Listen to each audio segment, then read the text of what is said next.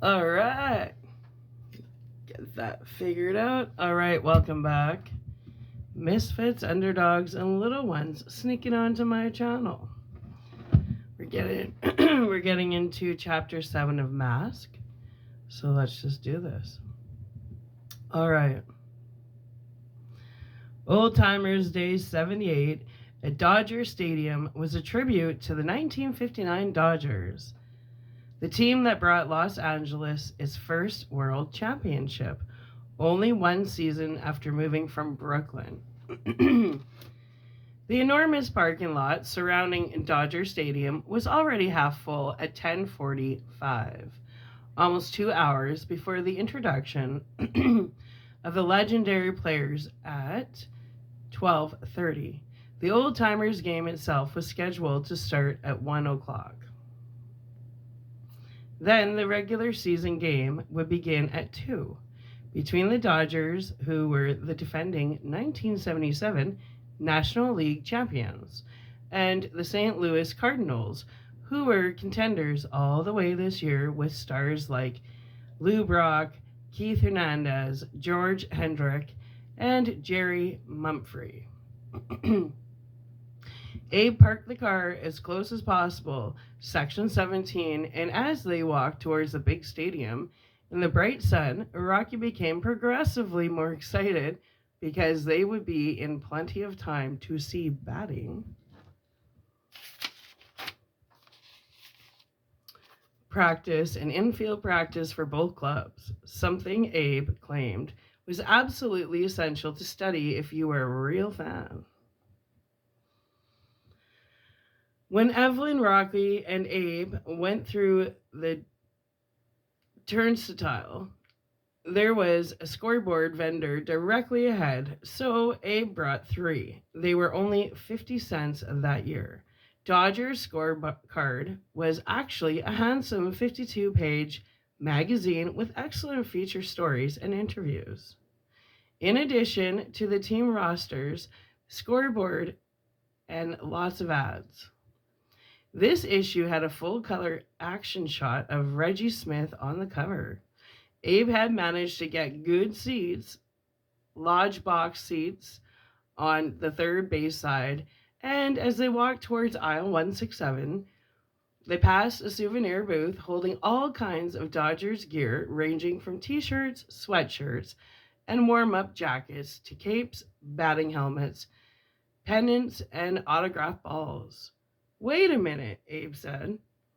What about a little Dodger blue? Rocky looked wide-eyed at all the souvenirs, took his time in deciding, yeah, a cap. Dozens of cloth caps and plastic helmets were on display in various adjustable sizes, all with the official stylized and in various adjustable sizes, all with the official stylized and overlapping LA letters in white against blue.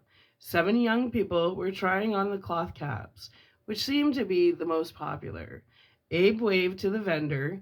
Give us that cap to try on. The vendor did a double take on Rocky, handed him the cap, watched him try it on. Too small. 2 of the customers glanced at Rocky and left immediately. He tried on another cap. Again, too small. Then another. 3 more customers looked at him and left. Give us the largest you got, Abe told the vendor. Does he have to try them all on? The guy snapped. Maybe. Asshole. Well, it's age against policy. It wasn't against policy for those other guys. Well, can he hurry it up? Look, you want to sell a cap or what? Evelyn was tugging at Abe's sleeve by then to no avail. He was getting hotter by the second. Rocky was dying of embarrassment. The remaining 2 customers left the booth quickly. As the vendor saw them go, he snatched the largest cap he had and tossed it to Rocky. Abe bristled. Maybe you'd like to go to court? Rocky tried desperately to make the cap appear to fit, but it just rested on the top of his head, looking ridiculous. This one's fine, Grandpa. As Abe was being pulled away by Evelyn, He threw some bills on the counter and managed a parting shot. The baseball commissioner's going to get a call from me about this. Good one, Grandpa. But he calmed down as they entered aisle 167 and he saw the lush green field and the Dodgers taking batting practice. When they reached box U, the usher took their tickets, dusted off the seats, and Abe gave him a generous tip. Seated now, surrounded by the rapidly filling four-tier stadium that would be jammed to its 56,000 capacity today, Abe began to feel the same sort of excitement he used to feel at the old Ebbets Field in Brooklyn. Although he wouldn't admit it to Rocky. Hell, he'd say, Ebbets Field. Now there was a real stadium with real grass and real players and the most loyal fans who ever lived. Ebbets Field. Rocky, the stands were so close to the field, you could practically reach out and touch the players. You felt you were in the game, part of the game. And that's when the Dodgers were the Dodgers.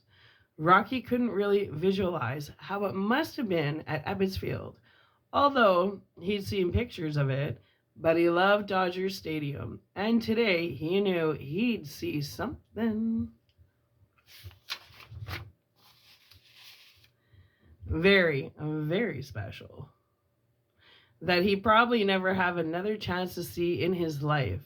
Players from the 1959 Dodgers, some of whom were almost certain to have actually been with the 1955 Brooklyn Dodgers, the finest team of all time.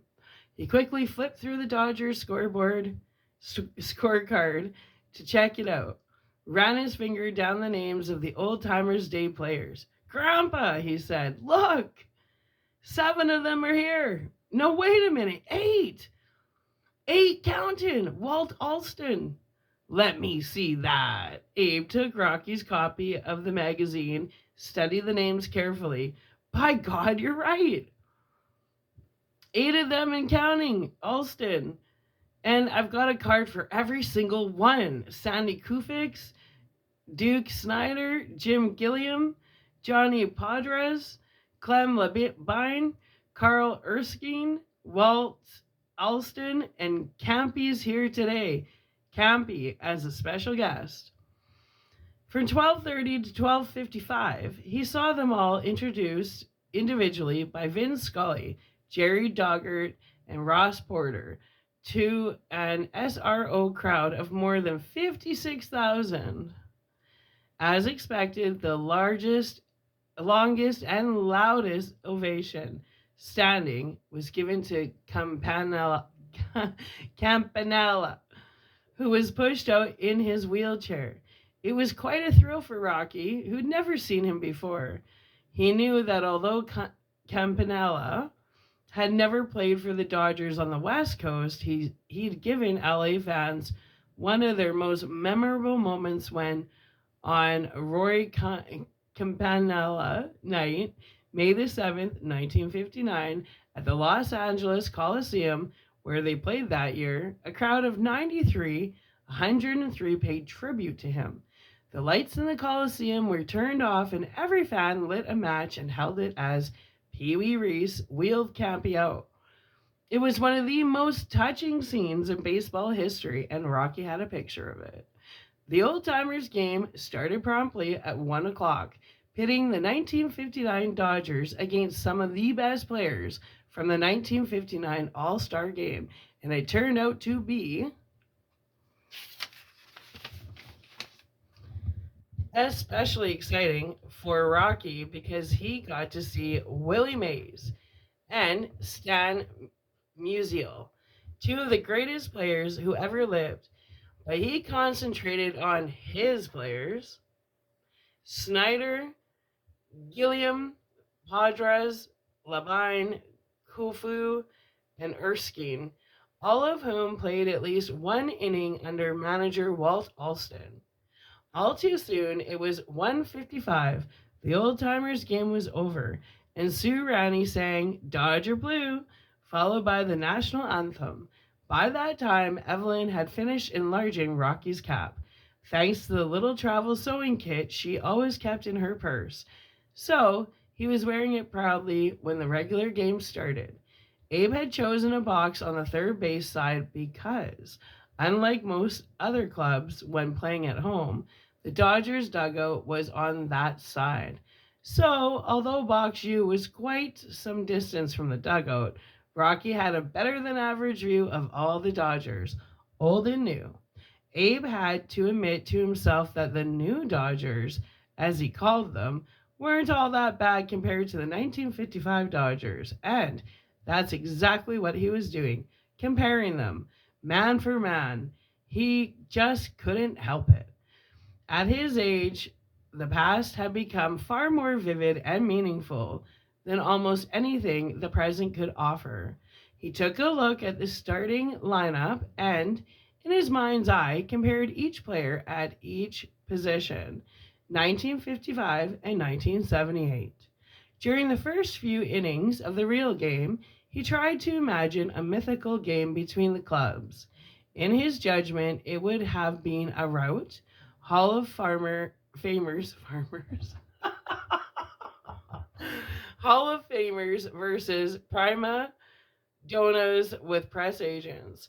He was shocked back to reality in the bottom of the seventh when Dodger shortstop Bill Russell hit a towering pop foul directly above their section. Up, up, up it climbed into the bright blue sky that made depth perception difficult. Fans in boxes all around jumped to their feet and yells turned to screams as it descended. In the last few seconds, Abe realized it was headed straight for their box. Leaping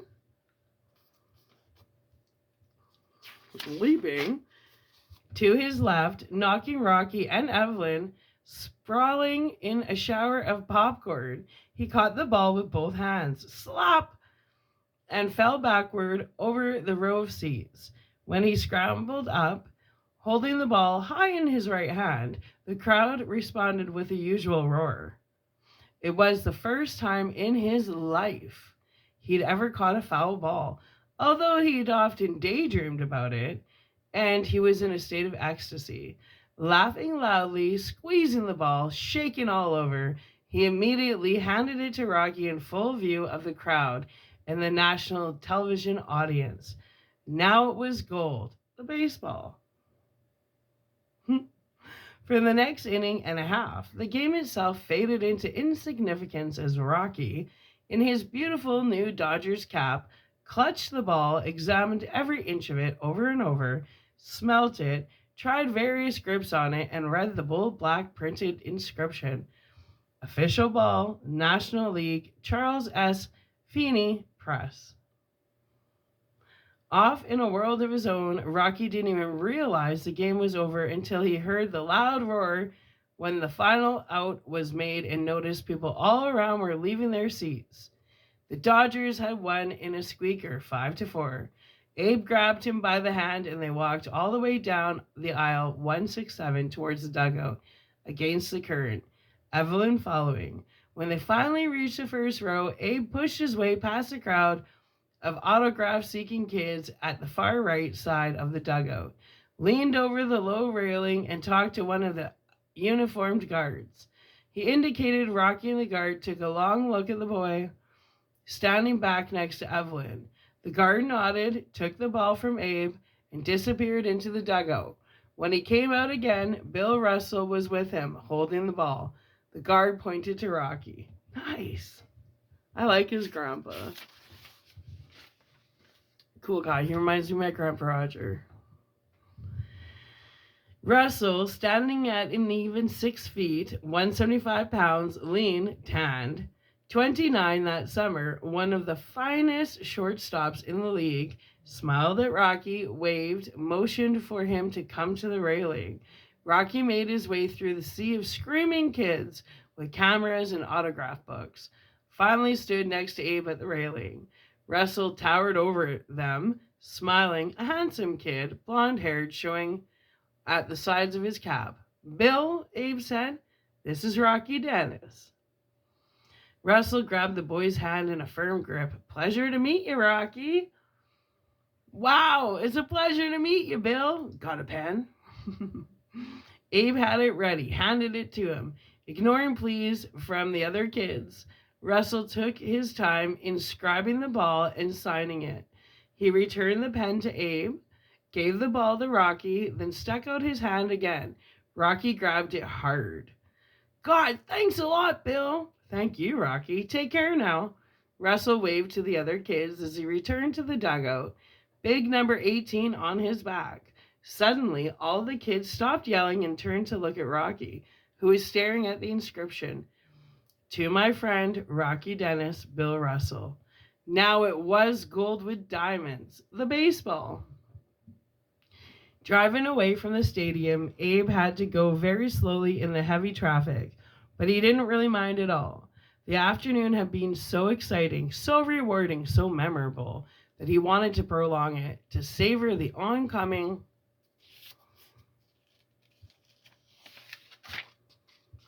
twilight, the joy of sharing the experience with Rocky. And after what Bill Russell had done, he was silently tempering his evaluation of the new Dodgers. Maybe he'd been a bit too hasty. They weren't all prima donnas with press agents. Hell, some of them, like this kid Russell, were very much like the guys from the 1955 club. Rocky, sitting next to Abe in front, was absorbing the atmosphere of legendary Chavez Ravine he'd read so much about. Stadium Way curved between neat rows of rare wild date palms from India, planted at the turn of the century, and the ravine itself had plantings from all over the world, including a small but thick eucalyptus forest from Australia and tall Kuri pine trees from New Zealand, framed by graceful California palms. The city seemed many miles away as they drove past Elysian Park, which gave an absolutely spectacular view of Dodger Stadium in the distance. So spectacular, in fact, that Rocky couldn't help asking Abe if he'd mind pulling off the road for just a minute so he could get out and take a long look. Abe didn't mind in the slightest. He thought it was a very terrific idea. Elysian Park was just north of Dodger Stadium on the way to the Pasadena Freeway, so it wasn't out of the way at all. Abe parked just off the road, and the three of them got out and walked into a clearing surrounded by hundreds of exotic trees and shrubs.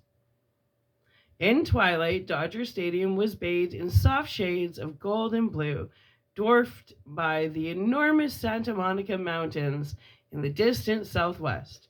Hundreds of cars, like sparkling toys, were still flowing in slow streams from the parking lot. God, Rocky said softly. That's the right word, Evelyn told him. What's the name mean? What name? He asked her.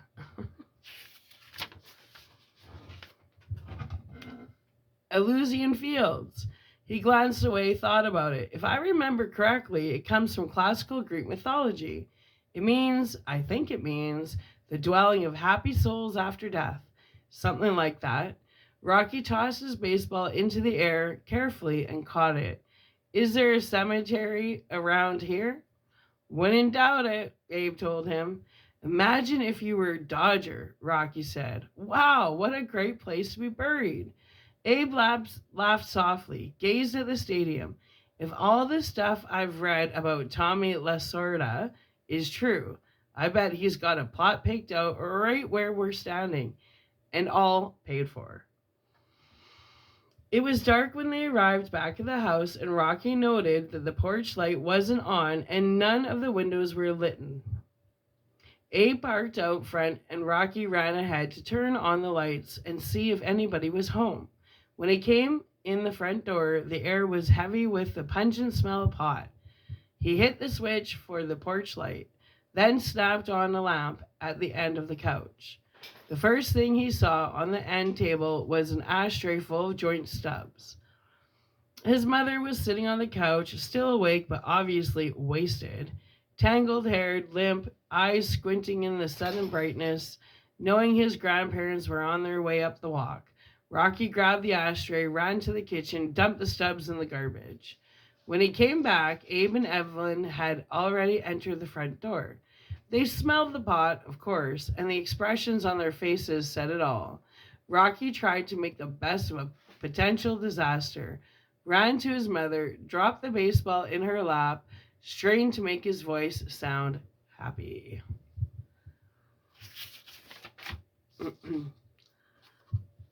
Look what I got, Mom. Rusty picked up the ball, nodded, tossed it to Abe. At that point, Evelyn simply turned and went back to the door, hoping Abe would have the good sense to follow. But he didn't. Rocky ran after her, and they went out on the porch and closed the door. They both expected to hear shouting as usual, but it didn't happen this time. This time, the confrontation between father and daughter was silent. Abe just stood there, bald pate catching the soft light, eyes averted to the baseball in his hands. His mind was involuntarily receiving a glimpse of many, many similar situations over the years, not involving drugs, not necessarily. That was a relatively recent problem, seen in the perspective of more than 30 years. No, it involves something far more basic. Two inherently proud, intelligent, stubborn, abrasive, intractable personalities. That was what it was all about. If he'd pushed her more than most fathers, if he'd magnified her shortcomings, if he'd expected more than she was actually capable of giving, it was because he knew through his own painful experience what was out there, the tremendously stiff competition. In school, in college, in business, in life itself. You had to be prepared for it, and he prepared her, and so had Evelyn, and they loved her and helped her and protected her with everything they had in them. That was the truth. So what the hell had happened to her? When did it start? With this arrogant, obnoxious biker she'd married? With the birth of Rocky? No, something went seriously wrong years before that. What exactly? He didn't know, but more to the point, was it too late? That was really the only important question now. Was it too late? And the answer, the tentative answer, frightened him. Christ, look at the facts, he told himself. For once in your life, take a cold, clinical look at the 37-year-old woman sitting on that couch tonight, divorced, unemployed, unstable, seriously drug dependent at this point, from what he could gather, and therefore unemployable. Unwilling or unable to be rehabilitated, a mental and physical cripple in effect. Unrepentant, if he read her correctly, unashamed of what she was doing to herself, to her son, to everyone who loved her. Was it too late? Right? Abe held the baseball up for his daughter to see.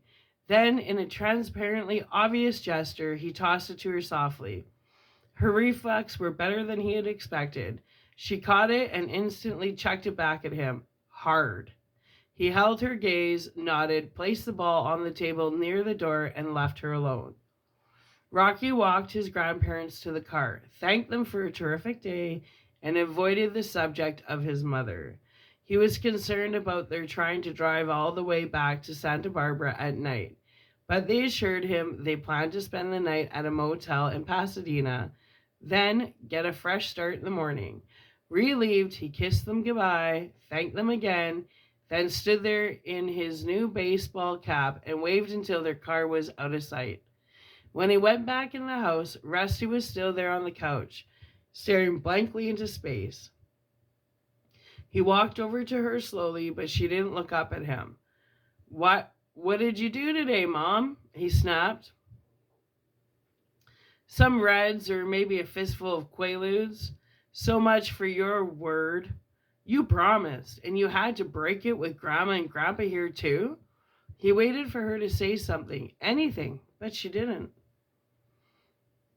In those few seconds, looking at her, he made a decision that was to have a far reaching impact on both of them.